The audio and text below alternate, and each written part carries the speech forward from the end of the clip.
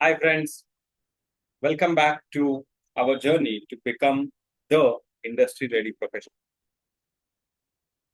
आज तुम्ही बघू शकता कुठल्याही प्रकारचं प्रेझेंटेशन नाहीये.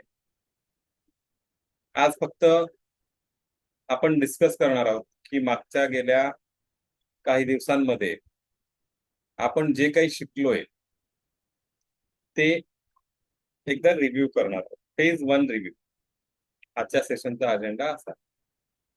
मग आपण फेज 1 मध्ये काय काय केलं?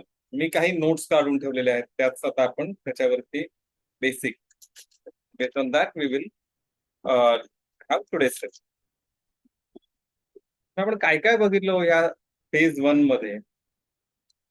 फेज 1चं आपलं नाव काय होतं? What was the name of our phase 1? Foundation. Foundation of the industry ready professional journey. Foundation to show the professional impact on the career. मग फाउंडेशन मध्ये काय आहे? आपण आपलं टेक्निकल नॉलेज तर कॉलेजमधून परस्यू करतच आहोत, किंवा आपण जर आता अर्ली स्टेजमध्ये असतो आपल्या करिअरच्या, तर आपण टेक्निकल जे काही नॉलेज आहे हे नॉलेज आपण ऑलरेडी घेतलेलं आहे कॉलेजमधून. आपला जो काही एक्सपिरियन्स आहे सध्या कंपनीचा, त्याच्यामध्ये सुद्धा आपण टेक्निकल नॉलेज घेत आहोत. मग आपल्याला गरज कशाची आहे? सध्या गरज कशाची आहे? तर वी सॉ द एंटायर अनालिसिस, राईट? मग त्या अनालिसिस मध्ये आपल्याला काय सापडलं? तर फर्स्ट इम्प्रेशन म्हणजेच द 7 सेकंड रूल.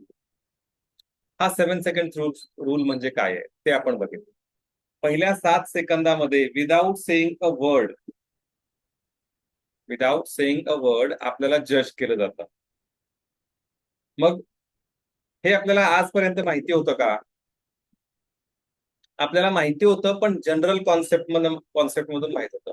पण आता आपल्याला एक क्लिअर स्ट्रक्चर्ड कॉन्सेप्ट माहिती आहे की आपण कुठेही गेलो तरी पहिल्या 7 सेकंदांमध्ये आपला जो काही इम्प्रेशन आहे तो फायनल होणार.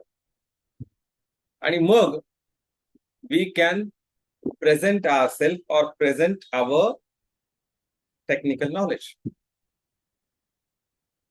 मग ही पहिली 7 सेकंड महत्वाचे आहेत. बर, टेक्निकल नॉलेज आहे ते प्रेझेंट करता सुद्धा आलं पाहिजे. मग ते प्रेझेंट कसं करायचंय, त्यासाठी माइंडसेट कशा पद्धतीचा हवा, हे आपण या पूर्ण फेज मध्ये बघण्याचा प्रयत्न केलेला आहे. माइंडसेट आपला जो सध्या स्टुडंट झोन मध्ये आहे तो आपण प्रोफेशनल झोन मध्ये आणण्याचा प्रयत्न करतो. स्टुडंट झोन म्हणजे काय आहे? तर जेव्हा आपण स्टुडंट फेज मध्ये असतो तेव्हा we are in comfort zone. आपण नेहमी एका कम्फर्ट झोन मध्ये असतो. मग कम्फर्ट झोन मधून बाहेर पडणं म्हणजेच प्रोफेशनल झोन मध्ये एंटर करणं.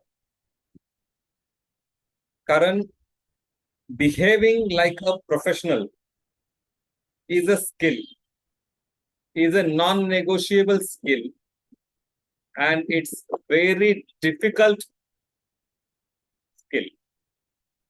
मी मुद्दाम डिफिकल्ट हा शब्द वापरतो या ठिकाणी, कारण जोपर्यंत आपला माइंडसेट क्लिअर होत नाही तोपर्यंत आपला जो काही ट्रान्झिशन आहे from student zone to professional zone, from comfort zone to growth zone होऊ शकत नाही.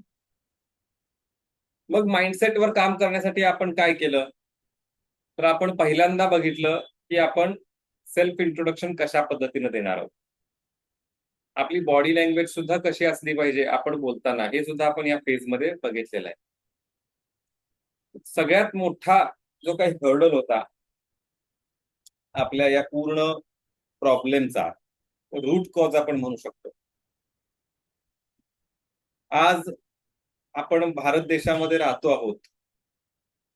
आज अशी सिच्युएशन आहे की जर आपल्याला एखाद्या एमएनसी मध्ये इंटरव्ह्यू द्यायचा असेल किंवा एखाद्या क्लायंट सोबत डिस्कशन करायचं असेल तर English language is mandatory. English भाषेमध्ये बोलता येणं गरजेचं आहे. मग हे इंग्लिशमध्ये बोलणं आपल्याला कधी जमेल? बरं, इंग्लिश भाषा येत नाही असं आहे का आपल्याला? आजपर्यंत आपण ज्या काही एक्झाम दिलेल्या आहेत, भले तुम्ही जर मराठी मीडियम मध्ये असाल तर तुम्ही एक्झाम मराठीमध्ये दिली असेल शाळेची, पण जर इंग्लिश मीडियमचे असाल आणि 11वी 12वी तुमचं सध्याचं काय ग्रॅज्युएशन चालू असेल ते, किंवा जर तुम्ही अर्ली फेज ऑफ करिअर असाल तर तुम्ही तुमच्या पूर्ण कॉलेजच्या ज्या काही एक्झाम्स असतील ते सगळ्या इंग्लिशमध्येच दिलेल्या आहेत. आपण सगळे आन्सर्स इंग्लिशमध्येच लिहिलेले आहेत. मग आपण बघितलं की याचं मेन रूट कॉज काय आहे. आपल्याला इंग्लिश इंग्लिश लँग्वेज तर येते, लिहायला सांगितलं तर आपण एखाद पान लिहू शकतो, पण जेव्हा बोलायचा विचार येतो, बोलायला सांगितलं जातं, तेव्हा आपल्याला बोलता येत नाही. मग असं का होतं हे आपण या फेजमध्ये बघितलं. आणि त्याचं सगळ्यात मोठं रूट कॉज आपल्याला सापडलं ते म्हणजे आपण ट्रान्सलेशन करतो. आपण इंग्लिश भाषा नॅचरली नाही बोलत, आपण काय करतो, ट्रान्सलेशन करतो. मग ट्रान्सलेशन आपण का करतोय हो? कारण आपल्याला ती वाटते, आपल्याला वाटतं की आपण जर चुकलो तर आपल्याला जज करायला बसलेत सगळे लोक, आणि मग ते आपल्याला चुकीच्या पद्धतीने जज करणार आहेत. आपण जर इंग्लिशमध्ये बोलताना चुकीच्या पद्धतीने ग्रामर वापरलं, एखादा शब्द चुकीचा गेला, तर आपल्याला सगळेजण जज करणार आहेत की या माणसाला इंग्लिश बोलता येत नाही. पण मला सांगा, खरं सांगायचं ह्या वेळेला, की आपण एखादा इंटरव्ह्यू द्यायला निघालेलो आहोत, बरोबर, किंवा आपण एखाद्या मीटिंग मध्ये निघालेलो आहोत, तर आपलं इंग्लिश बोलण्याचं तिथं एक्झाम आहे का? तिथं आपला अजेंडा काय आहे? तर आपल्याकडे जे नॉलेज आहे ते आपल्याला प्रेझेंट करायचं आहे. जे आपल्याला त्या प्रोजेक्टमध्ये किंवा मीटिंगमध्ये आपल्याला जो काही अजेंडा आहे तो अजेंडा आपल्याला प्रेझेंट करायचा आहे, आणि त्यामध्ये आपला मेन कोर जो काही अजेंडा आहे तो आहे टू कम्युनिकेट 100%. जे काही आपल्या मनामध्ये आहे, जे काही आपला मेसेज आहे, तो मेसेज आपल्याला 100% कम्युनिकेट करायचा आहे. मग हे 100% कम्युनिकेशन करण्यासाठी इंग्लिश भाषेचा ह्याच्यामध्ये कुठे परीक्षा आली आहे का? नाही आलेली.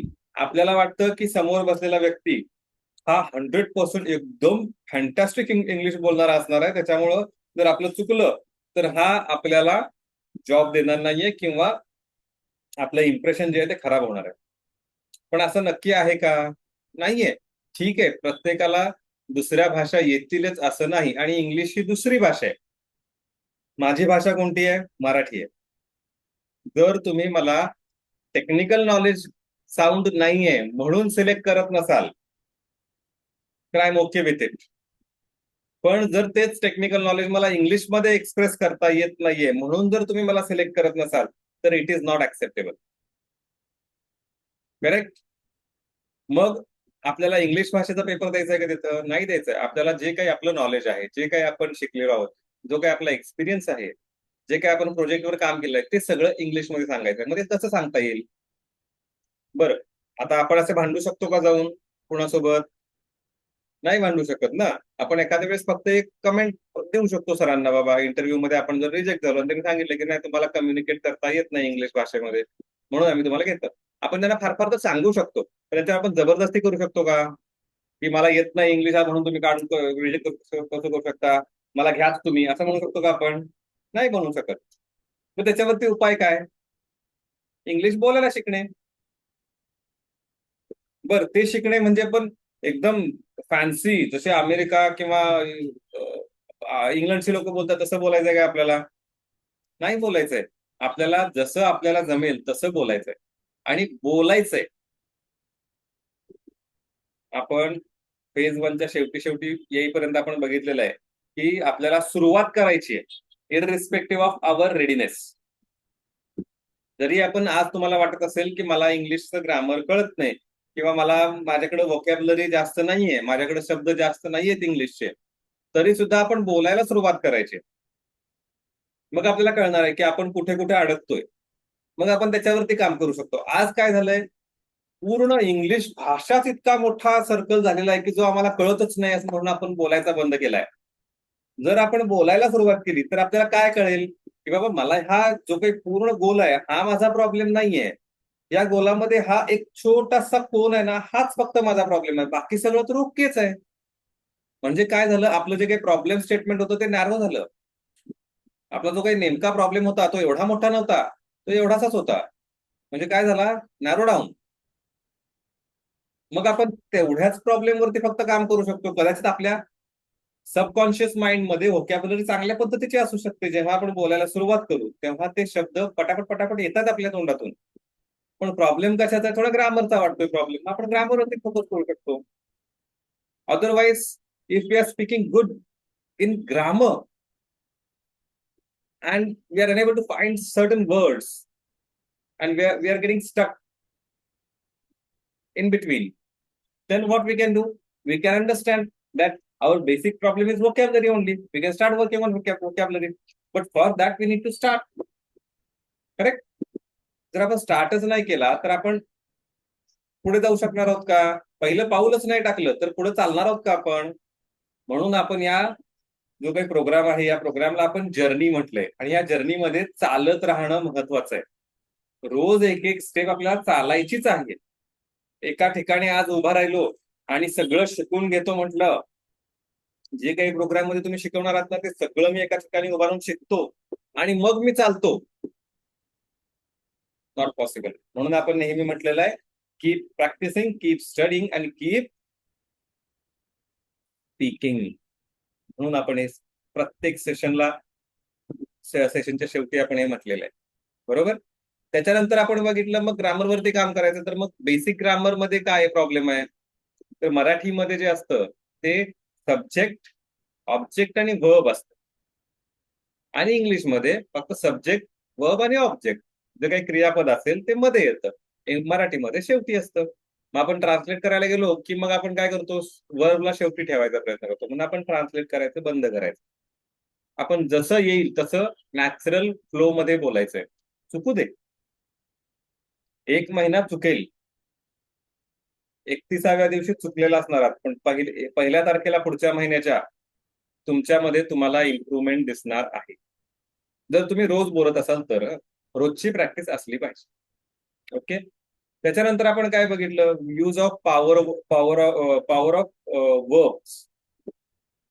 म्हणजे एखादं स्टेटमेंट आपण कशा पद्धतीने बोललं पाहिजे, कशा पद्धतीने आपण पूर्ण मेसेज कन्वे करण्याचा प्रयत्न केला पाहिजे, कशा पद्धतीने एखादं वाक्य पूर्ण बोललं पाहिजे. याच्यासाठी आपण एक एक्झाम्पल बघितलं होतं की आय रिझॉल्व्ह दॅट इश्यू, ह्याच्याऐवजी or the problem was fixed असं आपण म्हणतो कधी कधी. मग तसं म्हणण्याऐवजी आय हॅव रिव्ह्यूड असं म्हटलं तर, I have reviewed the data and understood this particular is the problem and I have given the solution as it is. Full stop. Communicate complete झालं एका वाक्यात. द प्रॉब्लेम वॉज फिक्स्ड म्हणजे काय, problem होता तो फिक्स झाला, हे तर होणारच आहे. पण ह्याच्याऐवजी आपण जर असं सांगितलं की मी स्वतः रिव्ह्यू केलेला आहे, त्याच्यामध्ये मला हा प्रॉब्लेम आढळलेला आहे, त्याचं कारण हे असं आहे आणि त्याच्यावरती मी हे सोल्युशन दिलेलं आहे. फक्त 4 पॉइंट्स आहेत, 4 पॉइंट्स मध्ये पूर्ण मेसेज क्लिअरली पास झालेला आहे. पुन्हा तुम्हाला तोंड उघडायची सुद्धा गरज पडणार नाहीये. म्हणून आपण बघितलेलं आहे, मराठी असो किंवा इंग्लिश असो, आपल्याला अशा पद्धतीनेच कम्युनिकेट करायचं आहे. नाही तर सॉल्व्ह झाला प्रॉब्लेम असं नाही म्हणायचं आपल्याला. हे सुद्धा आपण या फेज 1 मध्ये बघितलेलं आहे. मग त्याच्यासाठी आपण एक स्ट्रक्चर बनवलं, PPF structure, past, present, future. आता हे आपण स्पेसिफिक इंट्रोडक्शन साठी आपण याचा उपयोग केला होता. एक एक्झाम्पल इंट्रोडक्शन मध्ये बघितलं होतं की मी कोण आहे, माझं कॉलेज कुठे झालेलं आहे, माझं शिक्षण कुठे झालेलं आहे, मी काय काय सर्टिफिकेशन केलेले आहेत, ते पास झालं. मी आता सध्या कुठे आहे, मी सध्या रोल काय आहे माझा, सध्या रिस्पॉन्सिबिलिटीज काय आहेत माझ्या, आणि माझा फ्युचरचा प्लॅन काय आहे, माझं गोल काय आहे. फक्त मी शिकायचं म्हणून शिकलो आणि मला नोकरी करायची आणि फक्त पैसे कमवायचे, हा असा भाग आहे का? तर नाहीये. काहीतरी गोल असतं प्रत्येकाचं. आज आपण इथंच चुकलेलो आहोत. एक एक्झाम्पल म्हणून बघायचं झालं तर तुम्ही सकाळी उठल्यानंतर असेच घरातून बाहेर पडता का? आवरलं बिवरलं मस्तपैकी आणि बाहेर पडलो. कुठे निघालास? नाही माहिती. असं होतं का कधी आपल्यासोबत? आपण काहीतरी ठरवलेलं असतं ना, की ह्या डेस्टिनेशनला मला जायचंय. ते आपण ठरवलेलं असतं. मग आपल्या करिअरच्या बाबतीत आपण का ठरवत नाही आहोत, की मला कुठे जायचंय? पुढच्या 5 वर्षांमध्ये मला ह्या ठिकाणी असायचं आहे. हा जर का डेस्टिनेशन परफेक्ट माहिती असेल, तर आपल्याला रूट सुद्धा चांगल्या प्रकारचा मिळू शकतो. तुम्ही Google मॅप्स वरती एखादी लोकेशन टाकून बघा. ते त्या लोकेशनला जाण्यासाठी 4-5 मार्ग दाखवतं. बरोबर? आणि प्रत्येक रूटचे ते टायमिंग सुद्धा दाखवतं. मग असंच असतं, जर आपल्याला आपलं डेस्टिनेशन माहिती असेल, तर आपल्याला जो मार्गदर्शन करणारा आहे, ते कदाचित तुमच्या कॉलेजचे प्रोफेसर असतील, कदाचित एचओडी असतील, प्रिन्सिपल असतील किंवा तुमचे एखादी कंपनीमधले मेंटॉर असतील. ते तुम्हाला 4-5 मार्ग दाखवू शकतात, की बाबा तुला इथं जायचंय का? ठीक आहे, त्यासाठी तुला हे 4-5 मार्ग आहेत. आणि ह्या 4-5 मार्गांमध्ये तू आता चूज कर, तुला कुठला सोयीस्कर वाटतोय. बरोबर? मग ह्या अशा पद्धतीने आपल्याला आपलं गोल निश्चित असं करता आलं पाहिजे आणि ते गोल आपल्या फ्युचरचं काही आपलं काही पीपीएफ स्ट्रक्चर आहे त्याच्या फ्युचर पार्टमध्ये ते गोल आपल्याला मेन्शन करायचं असतं. त्याच्यानंतर आपण बघितलं यूज ऑफ टेन्सेस. कारण ग्रामर इन डिटेल शिकायची जरी गरज नसली तरी आपला जो काही मेसेज आहे तो परफेक्टली कन्वे करण्यासाठी टेन्स महत्वाचे आहेत आणि आपण सगळीकडे सिम्पल टेन्सेस आपण शिकायचा प्रयत्न केलाय. प्रत्येक वाक्यामध्ये आपण ते वाक्य कॉम्प्लेक्स न करता सिम्पल सेंटेन्स मध्ये बोलायचा प्रयत्न केलेला आहे. बरोबर आहे? त्याच्यानंतर आपण बघितले preposition of places, preposition of time. बरोबर? म्हणजे एखाद्या वेळेस आपण चुकीचं बोलून जातो. आता त्या प्लेससाठी कसं बोललं पाहिजे आपल्याला, त्या टाइमसाठी कसं बोललं पाहिजे. At this point of time. बरोबर? On this day, in the week, in the month, in the year. बरोबर? आपण अशा प्रकारचे प्रेपोजिशन सुद्धा बघितलेले आहेत. To make sure our communication is perfect. Correct? आणि आपलं कुठल्याही प्रकारे जे काही मेसेज आहे तो मेसेज चुकीचा जाणार नाही यासाठी आपण ह्या गोष्टी शिकलेलो आहोत. त्याच्यानंतर आपण बघितलं सगळ्यात महत्वाचा भाग डायरेक्ट क्वेश्चन आणि इनडायरेक्ट क्वेश्चन. म्हणजे प्रत्येक भाषा शिकताना आपण असं ठरवलेलं आहे की आपण फक्त त्या भाषेची पोलाईट जी काही बाजू आहे तीच आपण शिकणार आहोत. बरोबर? जी काही रूढ बाजू आहे त्या भाषेची ती आपण शिकणार नाही आहोत. आणि म्हणून आपण फक्त आणि फक्त इनडायरेक्ट क्वेश्चन्स वरती फोकस करणार आहोत. तेच आपण रिक्वेस्टिंग हेल्पसाठी पण वापरलं होतं. काहीही असो, कुणीही असो समोर, भले आपला मित्र जरी असेल, जरी कॅज्युअल स्पीकिंग जरी असलं, कॅज्युअल वर्ड जरी असला आपला, तरी सुद्धा आपण तिथं पोलाईट मध्येच विचारायचं. बरोबर? पोलाइटलीच आपल्याला बोलायचंय. कारण जर आपण घरातून सुरुवात केली पोलाइटली बोलायला, तर आपण इंडस्ट्रीमध्ये जाऊन सुद्धा आपल्या जिभेला तीच सवय लागणार आहे. आणि जिभेला जी सवय असेल त्याच्याप्रमाणेच ती बोलणार आहे. आपल्या सबकॉन्शियस माइंडला नेहमी सवयीचा गुलाम आहे तो. त्याला जर का तुम्ही आता घरामध्ये एकदम रूडली बोलून गेला असाल, तर ऑफिसमध्ये गेल्यावर किंवा कॉलेजमध्ये गेल्यावर बोलताना झटक्यात आपण एकदम पोलाइटली नाही बोलू शकत. कारण तो त्या झोनमध्ये असतो, रूड झोनमध्ये असतो. मग नेहमीच आपण आपल्या माइंडला काय करायचंय, रूड झोनमध्ये ठेवायचंच नाहीये. त्याला नेहमी आपण एका पोलाइट झोनमध्येच ठेवायचं. हे आपण फार महत्वाची गोष्ट शिकलेलो आहोत या फेज 1 मध्ये. बरोबर? त्याच्यानंतर जे काही कम्युनिकेशनसाठी, प्रॉपर कम्युनिकेशन होण्यासाठी सगळ्यात महत्वाचा भाग ऍक्टिव्ह लिसनिंग. देवानं आपल्याला देताना सुद्धा बघा 2 कान आणि 1 तोंड दिलेलं आहे. बरोबर आहे? याचा अर्थ काय आहे? आपण एका सेशन मध्ये आपण ते बघितलेलं सुद्धा आहे. Listen twice as much you speak. जेवढं बोलतोय आपण त्याच्यात डबल आपण ऐकलं पाहिजे. कारण तोंड 1 दिलेलं आहे, कान 2 दिलेत आपल्याला. बरोबर आहे? म्हणजे ही नेचरची, निसर्गाची ही किमया आहे. ते निसर्गाने आपल्याला बनवतानाच अशा प्रकारे बनवून पाठवलेलं आहे की आपल्याला ऐकायचं पहिल्यांदा सांगितलेलं आहे. आणि जोपर्यंत आपण प्रॉपरली ऐकणार नाही तोपर्यंत आपल्याला ती कॉन्सेप्ट समजणार नाही, आपण प्रॉपरली बोलू शकणार नाही. म्हणून ऍक्टिव्ह लिसनिंग. प्रत्येक मीटिंग मध्ये, प्रत्येक वर्कशॉप मध्ये, प्रत्येक लेक्चर मध्ये, कुठेही आपण असू, घरी सुद्धा असू, तर आपण पहिल्यांदा ऐकून घेतलं पाहिजे. समोरची व्यक्ती काय बोलते हे पहिल्यांदा ऐकून घेतलं पाहिजे, शांतपणे ऐकून घेतलं पाहिजे. आणि ऐकून झाल्यानंतर कमीत कमी 3 ते 5 सेकंदाचा पॉज घेऊन त्या 5 सेकंदामध्ये जे काही आपण ऐकलंय त्याच्यावरती प्रोसेस करून आपल्याला फीडबॅक द्यायचा आहे. आता हे असं का? तर 3 ते 5 सेकंदामध्ये आपण प्रोसेस करणार आहोत की त्या माणसानं आपल्याला नेमकं काय सांगितलंय, आणि मग आपण त्या विषयावरती बोलणार आहोत. म्हणून नेहमी आपल्याला ऐकण्याची सवय असली पाहिजे. पुढचं हे आपलं हाऊ टू गिव्ह डायरेक्शन्स आपण शिकलो. आता आपण आतापर्यंत काय करत होतो? प्रॉपरली कम्युनिकेट करण्याचा प्रयत्न करत होतो, प्रॉपर मेसेज कन्व्हे करण्याचा प्रयत्न करत होतो, आणि कशा पद्धतीने पोलाइटली आपण प्रश्न विचारायचे किंवा पोलाइटली आपण कशी रिक्वेस्ट करायची हे आपण बघत होतो. आता आपण एका लिडरशिप ची जर्नी सुरू केलेली आहे, बरोबर? आतापर्यंत आपण इंडस्ट्री रेडी प्रोफेशनल ही एकच जर्नी होती, पण जेव्हा हा डायरेक्शनचा विषय आला त्यावेळेपासून आपण काय केलं? लीडरशिपची जर्नी सुरू केलेली आहे. डायरेक्शन्स म्हणजे काय असतं? तर आपल्याला इन्स्ट्रक्शन द्यायचे आहे. घेण्यासाठी आपण ऍक्टिव्ह लिसनिंग बघितलं, बरोबर? आता ते ज्या काही इन्स्ट्रक्शन्स आपल्याला द्यायचे त्या इन्स्ट्रक्शन्स आपण कशा पद्धतीने द्यायचे? त्या इन्स्ट्रक्शन्स पोचल्यात की नाही प्रॉपर हे आपण कशा पद्धतीने बघायचं? यासाठी आपण एक स्ट्रक्चर पण बघितलं होतं. ऐकणे, प्रोसेस करणे आणि मग बोलणे, बरोबर ना? आणि त्याच पद्धतीनं आणि ते कन्फर्म पण करणे, पुन्हा बोलणे म्हणजे कन्फर्म करून घेणे. त्याचप्रमाणे आता आपण इन्स्ट्रक्शन द्यायला लागलो, समोरच्यानं जर का हे ट्रेनिंग अटेंड नसेल केलं तर त्याला नाही माहिती हे, मग आपण त्याला हे सांगितलं पाहिजे, तू माझे पूर्ण इन्स्ट्रक्शन पहिल्यांदा ऐकून घे, त्याच्यानंतर तू तुझ्या भाषेत मला ते इन्स्ट्रक्शन परत सांग की तुला नक्की काय इन्स्ट्रक्शन कळली. याला आपण पॅराफ्रेझिंग म्हटलं होतं.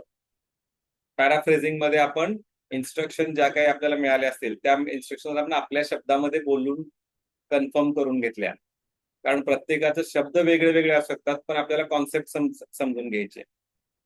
म्हणून आपण काय केलं? पॅराफ्रेझिंगची कॉन्सेप्ट शिकून घेतली. आणि मग डायरेक्शन्स आपण देताना किंवा आपण जेव्हा एखादी इन्स्ट्रक्शन देतोय तेव्हा आपण ते पॅराफ्रेझिंग कसं करून घ्यायचं हे सुद्धा आपण एक या फेज मध्ये बघितलेलं आहे.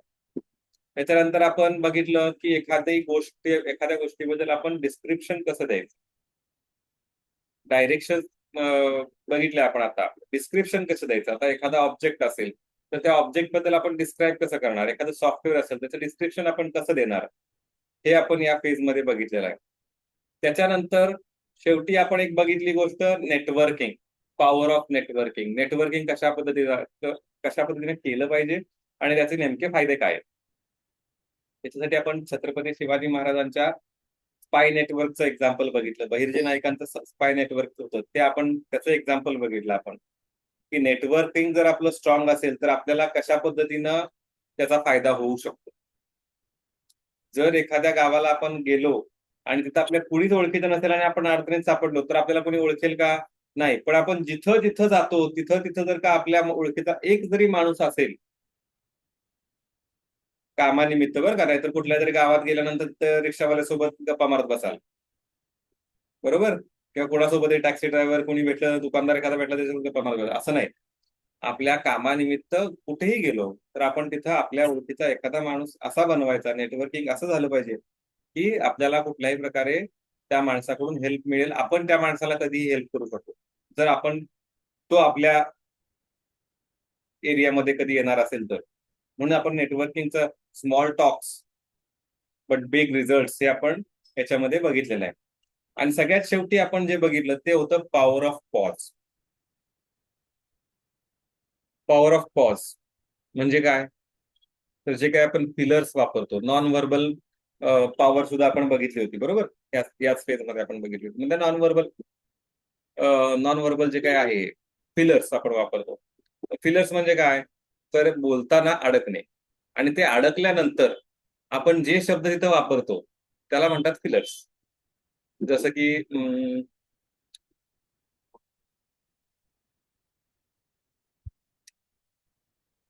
हा फिलर झाला, बरोबर? जोपर्यंत माझा आवाज येत होता ते शब्द होते व्हर्बल फिलर्स. जेव्हा आम्ही असं इकडं तिकडं बघायला लागलो सायलेंटली, हे झाले नॉन व्हर्बल फिलर्स.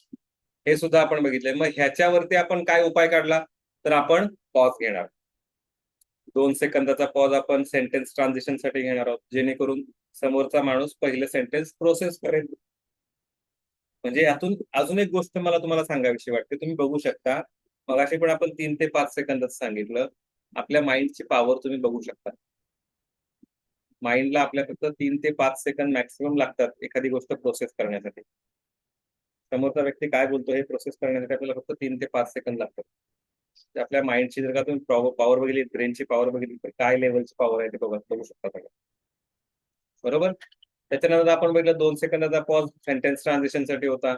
3 किंवा 4 सेकंदाचा पॉज आपण इम्पॅक्टसाठी ठेवला होता. बरोबर. एखादी महत्वाची गोष्ट आपण सांगत होतो, 3 किंवा 5 सेकंदाचा पॉज आपण ठेवला होता. आणि त्याचं एक्झाम्पल सुद्धा आपण बघितलं होतं. मग अशा पद्धतीने ही जी काही आपण फेज 1 रन केली होती, तर या फेज 1 मध्ये आपण प्रत्येक सेशन मध्ये एक क्विक असाइनमेंट आणि 4 ते 5 किंवा 3 असतील एखाद्या सेशन मध्ये, I don't remember exactly, home assignments दिल्या होत्या. मग या होम असाइनमेंट्स वरती काम केल्याचा फायदा तुम्हाला झाला का, हे आज जो काय आपण व्हिडिओ शेअर करतोय, या व्हिडिओच्या कमेंट्स मध्ये आपल्याला जाणून घ्यायचं की खरंच तुम्ही प्रत्येक जो काही सेशन होता त्या सेशनच्या प्रत्येक क्विक असाइनमेंट मुळे किंवा होम असाइनमेंट मुळे तुम्हाला काय काय फायदा झाला, हे मला जाणून घ्यायचं. आणि आता आपण फेज 1 मधून आपण दुसऱ्या फेजची सुरुवात करणार आहोत, ज्या फेजचं नाव आहे प्रोफेशनलिझम. त्या फेज मध्ये आपण बघणार आहोत की आपण आता म्हणतात ना की प्रोफेशनलिझम असलं पाहिजे भाई तुझ्याकडं, नाहीतर तुला कोण का विचारेल बाहेर. मग त्या प्रोफेशनलिझम म्हणजे काय, हे आपण समजून घ्यायचं. नुसतंच प्रोफेशनलिझम असलं म्हणजे काय, चांगला ड्रेस घातला, व्यवस्थित केस वगैरे विंचरले, नख वगैरे कापली आणि चांगले शूज वगैरे घातले आणि गेलो, हे प्रोफेशनलिझम आहे का? तर नाही. Professionalism is an attitude. तो ऍटिट्यूड आपल्याला इनबिल्ड करायचा आहे. मग तो ऍटिट्यूड इनबिल्ड करण्यासाठी आपल्याला काय काय करायला लागणार आहेत, काय काय आपल्याला टॉपिक आहेत, ते आपल्याला शिकून घ्यायचे. म्हणून आपली फेज 2 पण फार इम्पॉर्टंट आहे.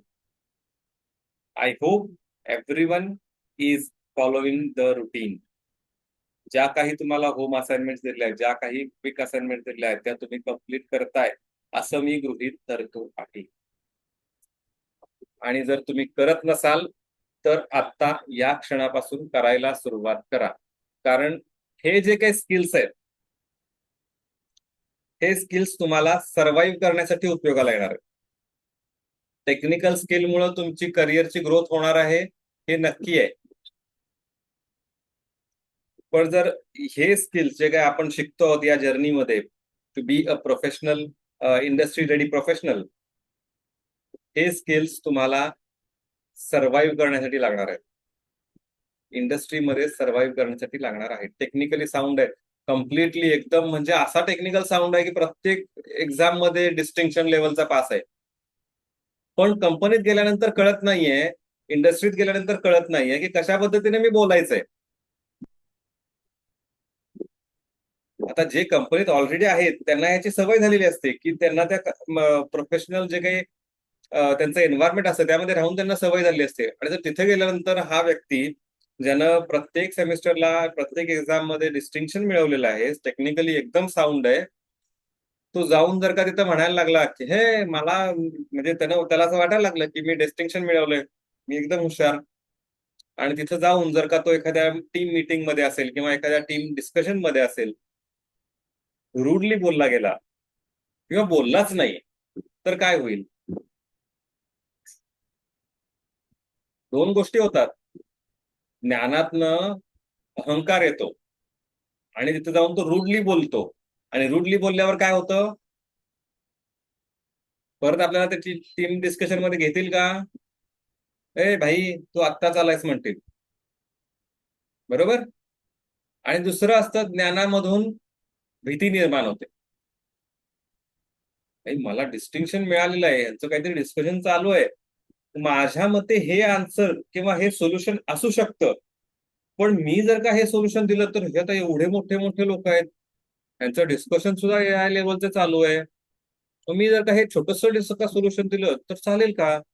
मग त्याच्यापेक्षा मी शांतच. म्हणून टेक्निकल नॉलेज इज इम्पॉर्टंट, पण ते टेक्निकल नॉलेज कशा पद्धतीने आपल्याला प्रेझेंट करायचं आहे हे शिकणं सुद्धा तितकंच महत्वाचं आहे. आपण घरातलं एक्झाम्पल नेहमी बघतो, बरोबर? प्रत्येक सेशन मध्ये आपण एखादं घरातलं एक्झाम्पल बघितलेलं आहे. तुम्ही जस्ट इमॅजिन करा, हॉटेल्समध्ये, किचन मध्ये आपण बघू, हॉटेलच्या किचन मध्ये एवढ्या मोठ्या पातेल्यात ते लोक ते जेवण बनवतात, बरोबर? त्याच पातेल्यातनं ते घेऊन येतात का बाहेर वाढायला? आता ते पातेलं एवढं मोठं पातेलं म्हणजे त्याचा गॅस पण तेवढाच मोठा असणार आहे, पूर्ण काळं काळं झालं असतं ते पातेलं, बरोबर? मग ते काळं खराब दिसणारं पातेलं ते घेऊन जेवायला बाहेर येतात का वाढायला? नाही येत. ते कसे येतात बाहेर वाढायला? बाहेर वाढपी सुद्धा वेगळे असतात, त्यांचा पेहराव वेगळ्या प्रकारचा असतो, आणि तिथं बाहेर ज्या ज्या भांड्यांमध्ये त्यांनी जेवण ठेवलेलं असतं ती भांडी सुद्धा एकदम अशी वेगवेगळ्या शेप मधली, त्याच्यावर झाकण वगैरे असं व्यवस्थित असं मांडलेलं असतं, टेबल क्लॉथ वगैरे टाकून असं मांडलेलं असतं, बरोबर आहे की नाही? मग ते जेवण खराब आहे का? जेवण खराब असलं तरी चालेल? जेवण पण आपल्याला चांगलंच हवंय, पण त्याचं प्रेझेंटेशन सुद्धा त्या पद्धतीनं झालं पाहिजे.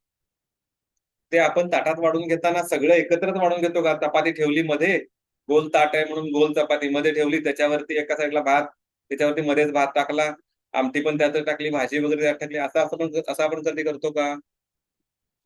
प्रॉपर प्रेझेंटेशन हवं ना, म्हणून हे स्किल्स इम्पॉर्टंट आहेत. आपल्याला आपल्या जिभेचा वापर करता आला पाहिजे. मग ह्या जिभेचा वापर करण्यासाठी पहिल्यांदा आपल्याला ही जीभ आणि आपला ब्रेन यांना सिंक करणं गरजेचं आहे, बरोबर? नॅचरली दोघांचा सिंक झाला पाहिजे. मला बोलायचंय आता, तर मला पहिल्यांदा विचार करावा नाही लागला पाहिजे की मी आता बोलणार आहे, पण इंग्लिशमध्ये मला बोलायचंय, मग मला ते आधी ट्रान्सलेट करावं लागेल. मग कशा पद्धतीने मी ट्रान्सलेट करू? बरं, मग आता मला म्हणायचं काय आहे, तर मी आंबा खातो असं मला म्हणायचंय. ते सगळे आंबा खातायत, मला पण विचारतायत, इंग्लिशमध्ये विचारतायत. आता मला काय म्हणावं लागेल मग? I mango it, I mango it. आंबा मिळेल खायला नक्की, पण इज्जत जाईल ती वेगळी, रिस्पेक्ट मिळणार नाही, बरोबर? म्हणून ट्रान्सलेट करायचं नाहीये. ब्रेन, माउथ आणि ब्रेन या दोन गोष्टी आपल्याला सिंक करायच्या. ओके, सिंक वरून एक गोष्ट आठवली, ती क्विकली तुम्हाला सांगतो.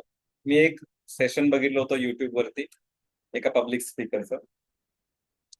त्यांनी एक एक्सरसाइज घेतली होती त्यांच्या ऑडियन्स सोबत. त्यांनी सांगितलं सगळ्यांना हात वर करा, सगळ्यांनी हात वर केला. त्यांनी सांगितलं point your finger, first finger, then put that finger on your चिन,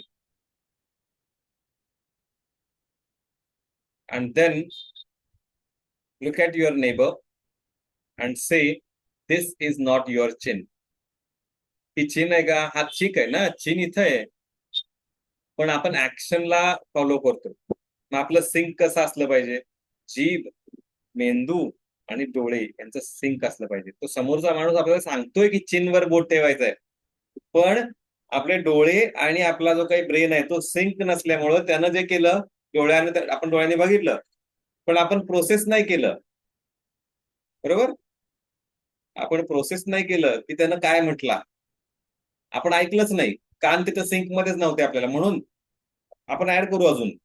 पहिल्यांदा आपण म्हटलं होतं जीभ आणि ब्रेन, आता आपण ऍड करूयात जीभ, कान, डोळे आणि ब्रेन. 1 2 3 4, हे चौघ जण सिंक मध्ये असणं गरजेचं. त्या सगळ्यांनी त्या माणसाकडे बघितलं आणि ऐकायचं विसरून गेले, बघण्यावर कॉन्सन्ट्रेट केलं, ऐकण्यावरती नाही, आणि म्हणून त्यांनी चिन म्हटल्यावर इथं ठेवायचं सोडून इथं बोट ठेवलं. म्हणून ऍक्टिव्ह लिस्निंग इज इम्पॉर्टंट, पण सोबतच आपल्याला बघायचं सुद्धा आहे, आपल्याला बोलायचं सुद्धा आहे. म्हणून 1 2 3 4 हे आपल्या सिंक मध्ये असले पाहिजे, एकमेकासोबत हे कनेक्टेड असले पाहिजेत नेहमी. Okay, I hope I could make this point very clear in this review session. We have reviewed everything we have seen in the phase 1. Again, I request everyone to complete your quick assignments and home assignments. I know many of you haven't done, even haven't started. फक्त video बघायचा, आपण बघितला तर बघितला, हो ना? असं नका करू. या गोष्टी आय फील अनफॉर्च्युनेट की आम्हाला ह्या गोष्टी सांगायला कुणी असं स्पेशली नव्हतं आलं. जे काही आम्हाला आमच्या प्रोफेसर्स, आमचे HOD त्यांनी जे काही आम्हाला थोडंफार गायडन्स केलं होतं, त्याच्या बेसिसवरती आम्ही इंडस्ट्रीमध्ये गेलो. आणि इंडस्ट्रीमध्ये गेल्यानंतर सुद्धा आम्हाला बऱ्याचशा गोष्टी नवीन शिकायला मिळाल्या आणि त्या शिकाव्या लागल्या आणि मग इम्प्लिमेंट कराव्या लागल्या. यू आर फॉर्च्युनेट की तुम्हाला आता हे सगळं कॉलेज लेवलमध्ये असताना किंवा अर्ली फेज ऑफ करिअर असतानाच शिकायला मिळायला लागले. म्हणजे तुमचा तिथं जाऊन शिकण्याचा वेळ इथं वाचून तुम्हाला इथं तो मिळतोय वेळ. आता याचा फायदा काय, म्हणून आपण आपलं टायटल काय आहे म्हणतोय आपण नेहमी की to be industry ready professional. पहिल्या दिवशी तिथं गेल्यानंतर आपल्याला सगळं माहिती पाहिजे की आपण कशा पद्धतीने ईमेल लिहायचंय, कशा पद्धतीने आपण बोलायचंय, कशा पद्धतीने आपण एखादी रिक्वेस्ट करायचंय, कशा पद्धतीने आपण प्रश्न विचारायचा, हे सगळं आपल्याला तिथे गेल्यानंतर कळलं पाहिजे. बरोबर, आठवलं पाहिजे. म्हणून परत एकदा मी रिक्वेस्ट करतोय, होम असाइनमेंट्स, क्विक असाइनमेंट्स करायला सुरुवात करा.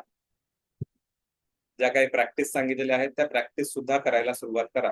काही प्रॅक्टिसेस एक आठवड्याच्या सुद्धा आहेत, त्या पण करायला सुरुवात करा. तुमच्या मोबाईलमध्ये दुसऱ्यांचे फोटो आणि व्हिडिओज काढण्यापेक्षा स्वतःचा व्हिडिओ करा. स्वतः बोलतानाचा व्हिडिओ करा, स्वतः तो बघा व्हिडिओ. तुम्हाला वाटत असेल की तुम्हाला प्रॉपर तुमचं जजमेंट करता येत नाहीये, तर तुमच्या बहिणीला दाखवा, भावाला दाखवा, काकांना दाखवा, कोणालाही दाखवा. पण त्याच्यावरती प्रॉपर जजमेंट घ्या, त्याच्यावरती प्रॉपर फीडबॅक घ्या. Okay, with that saying, let us conclude the phase 1 and finally keep speaking. पहिल्यांदा घेतलंय आज. Keep speaking, keep leading, keep practicing and keep studying. Bye bye. Thank you so much.